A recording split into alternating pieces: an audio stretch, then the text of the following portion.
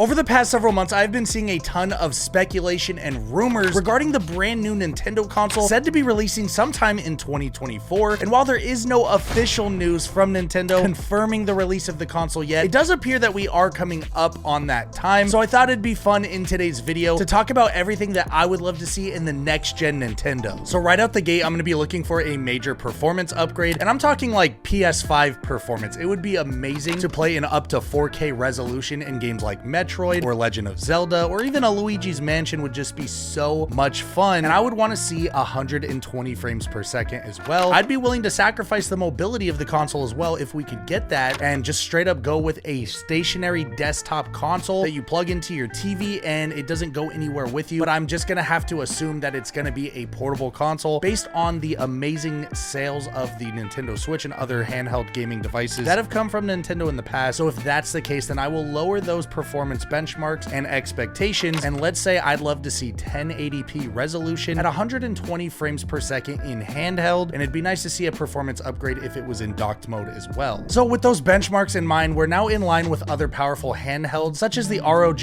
Ally or even the Steam Deck, but even those have a lot of shortcomings and a lot of things that are wrong with them, starting with the cooling systems on each. So in the new Nintendo, if we wanted to run efficiently and run smoothly, then we would want it to have a robust cooling system, and the best way to do that is to add not one but two fans, make them thicker and more powerful, and prioritize the airflow. And if you're gonna add a cooling system like that, this is going to require a big battery, and it's gonna have to be powerful. So I don't know how Nintendo's gonna come up with that. Maybe they'll have to reach out to Tesla and Elon Musk, not sure, but we would need a good battery, and I would be shooting for somewhere around 6 to 8 hours of gameplay in handheld. That way I can get through an airplane ride or a long car ride or be out all day gaming and not have to worry about constantly plugging the console back in or lowering graphical settings or anything like that. Now, of course, this is gonna make the console a lot thicker, but personally speaking, again, I'm a performance guy. I don't really care if I have the thinnest iPad, the thinnest phone, the thinnest gaming console. I'd rather have the hardware and features that make it run smoothly so I can play all day and not worry about it. Now, again, assuming this is going to be a handheld and portable console, I am going to want to retain the OLED screen, even with the increased resolution and frame rate. I know this is going to add expense and cost to the console, but maybe they can release, like, for example, how Xbox and PlayStation did it. You have an Xbox Series X and an Xbox Series S. One's a little bit cheaper with a little bit less specs, and one of them's a little more robust, and you can pay a little bit more money for it. Maybe they can do something like that. But I definitely would want to keep the OLED screen if that was a possibility. Moving right along, I would love to completely just get rid of detachable Joy-Cons altogether, make like the Steam Deck or the ROG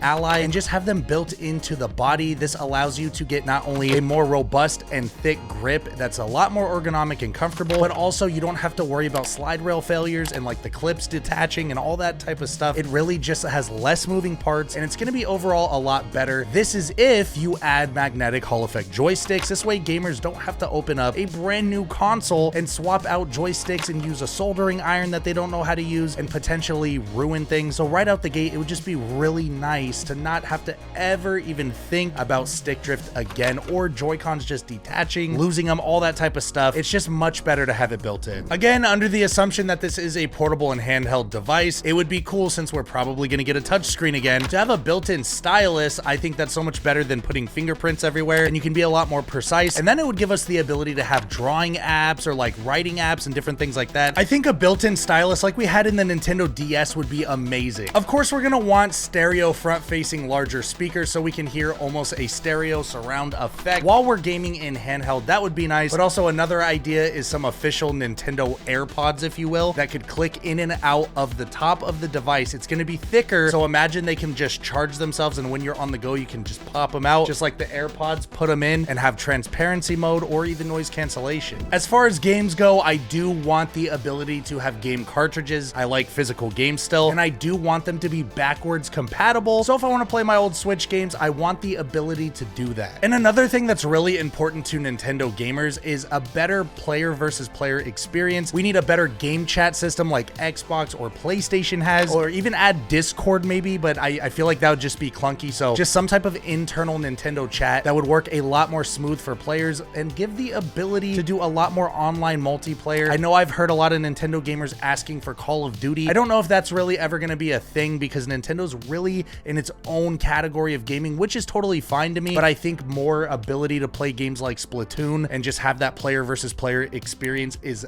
really wanted and needed in the Nintendo community.